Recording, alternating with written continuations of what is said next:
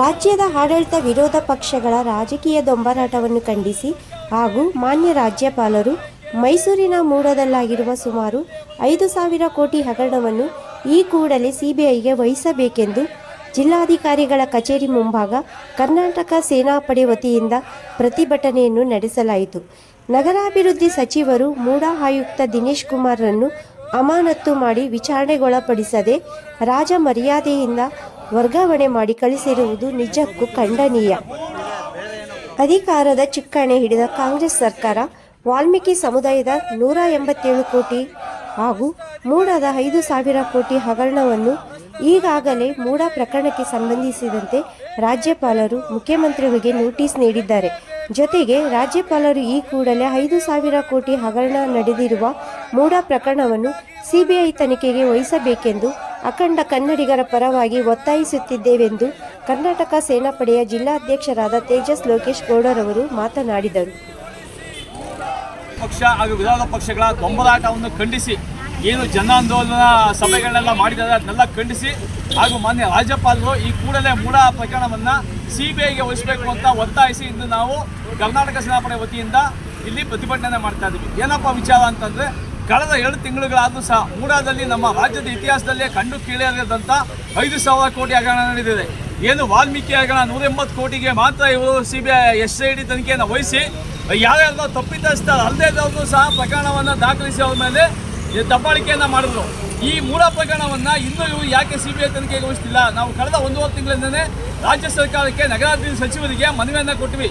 ಏನು ಕಾಂಗ್ರೆಸ್ ಸರ್ಕಾರ ನಾವು ಬಹಳ ಒಳ್ಳೆಯವರು ಸಾಚಗಳು ಅಂತ ಹೇಳ್ತಾ ಇರಲ್ಲ, ಹಂಗೆ ಸಾಚಗಳಾಗಿದ್ದರೆ ನೀವು ಯಾಕೆ ಸಿಬಿಐ ತನಿಖೆಗೆ ವಹಿಸ್ತಾ ಇಲ್ಲ?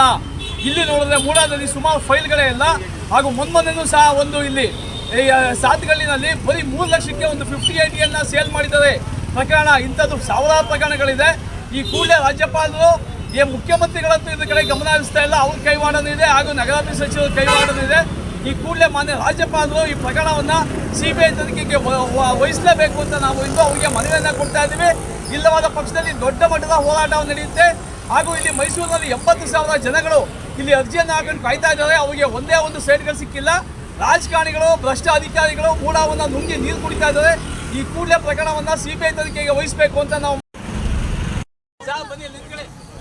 ಪ್ರತಿಭಟನೆಯ ನೇತೃತ್ವವನ್ನು ಜಿಲ್ಲಾಧ್ಯಕ್ಷ ತೇಜಸ್ ಲೋಕೇಶ್ ಗೌಡ ವಹಿಸಿ Suresh gold, Prabhushankar, Krishnappa, Shivalingaiah, Naganna, Shanthakumar Gowda, Nagaraj, Varakuru Krishnegowda, Manjula, Rajeesh, Sindhuvalli Shivakumar, Bhagyamma, V Mahadev, Padavaralli, Bogadi Siddegowda, Padma, doctor Shantharaj Aras, Nandakumar, Narayanagowda, doctor Ramakrishnagowda, Ravish, Ramanna, baby Rathna Jadhav, Pradeep Basavaraj, Ravi Olympia, Radhakrishna, Hanumanthaiah, Subbegowda, ಪರಿಸರ ಚಂದ್ರು, ರಮೇಶ್, ರಘು, ಅರಸ್, ಕೆಸಿ ಕುರುಮಲಪ್ಪ, ಹರೀಶ್, ಕುಮಾರ್, ಗಣೇಶ್, ಪ್ರಸಾದ್, ಶಿವನಾಯಕ್, ಚಂದ್ರಶೇಖರ್, ಮಹಾದೇವಸ್ವಾಮಿ, ದೂರ ಸುರೇಶ್, ದಿನೇಶ್, ಅಕ್ಬರ್, ಸ್ವಾಮಿಗೌಡ, ಪ್ರಭಾಕರ್, ನೇಹಾ, ರವಿ ನಾಯಕ್ ಹಾಗೂ ವಿಷ್ಣು ಉಪಸ್ಥಿತರಿದ್ದರು.